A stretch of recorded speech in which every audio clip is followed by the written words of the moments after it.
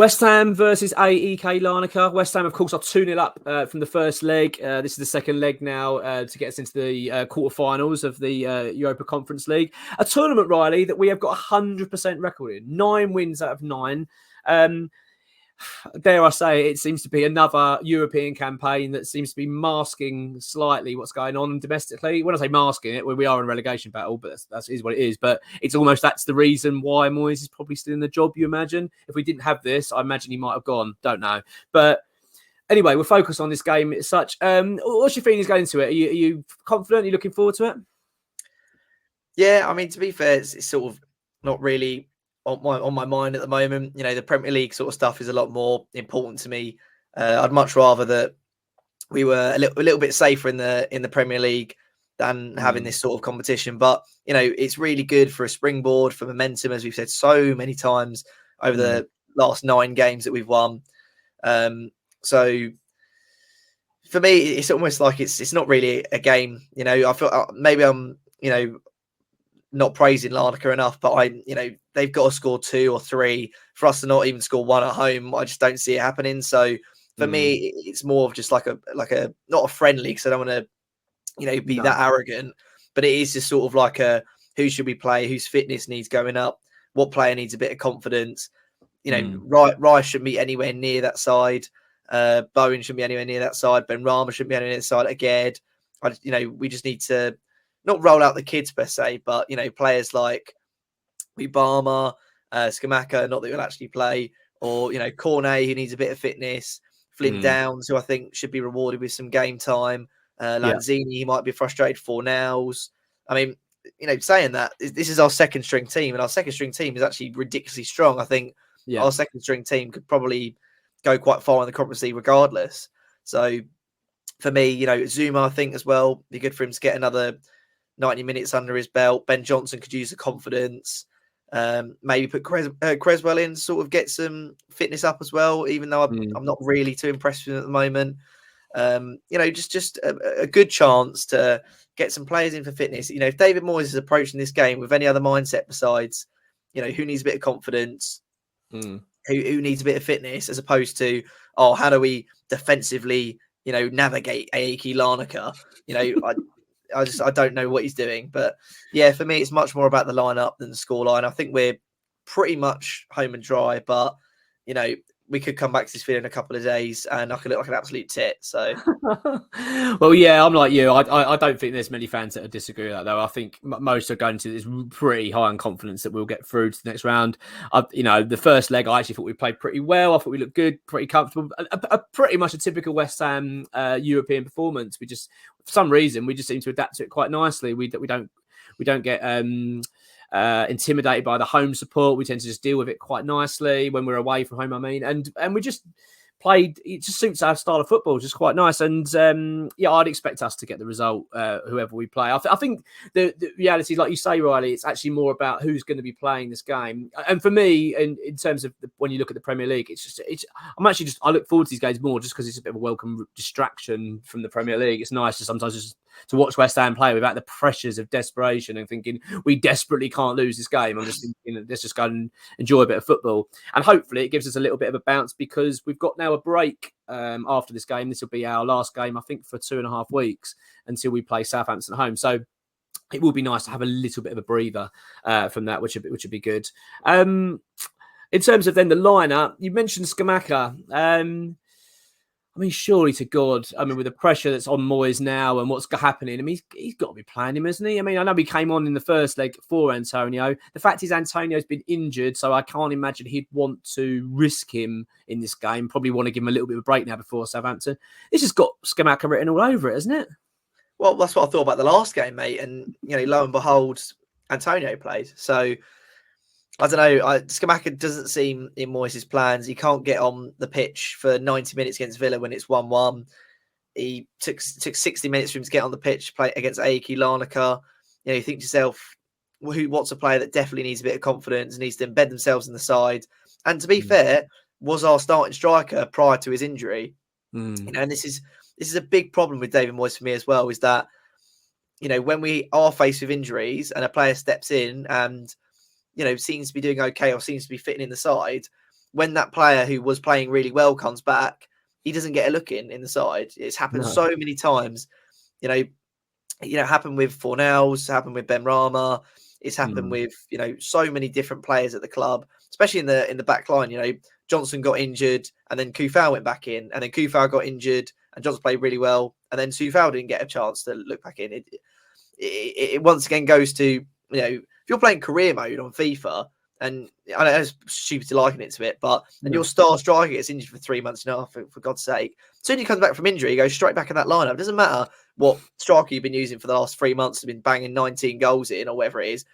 You put your first team striker in there. It just doesn't make any sense to me that for some reason there's like this big long embedding period for injured players. But then you look at Maxwell Cornet, and he's getting more game time than Scamacca, and he's been injured for close to like 5 months.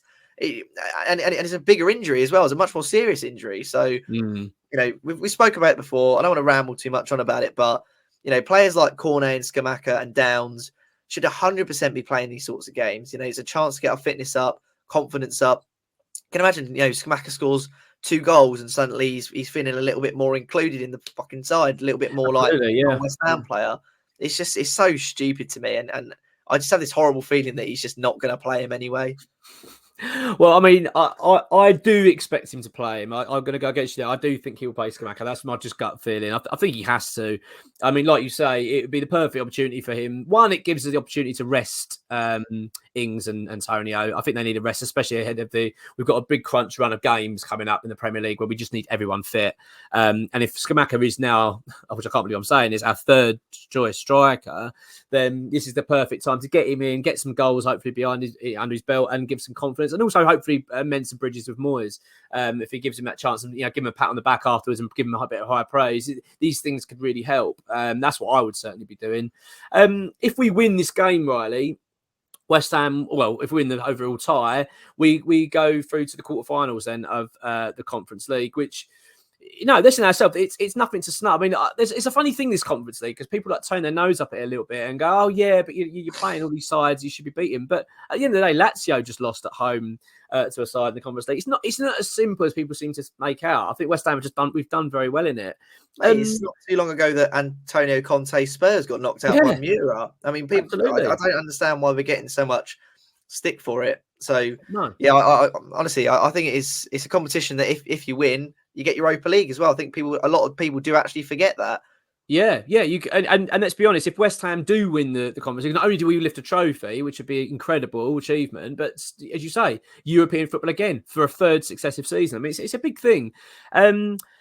I suppose I'm not going to put you too much on the spot with it, but if West Ham get into the quarterfinals, are you actually starting to believe West Ham actually can go and win this tournament, or do you still believe, or I don't say still believe, or do you think that no, it's unlikely? Where are you sitting with it?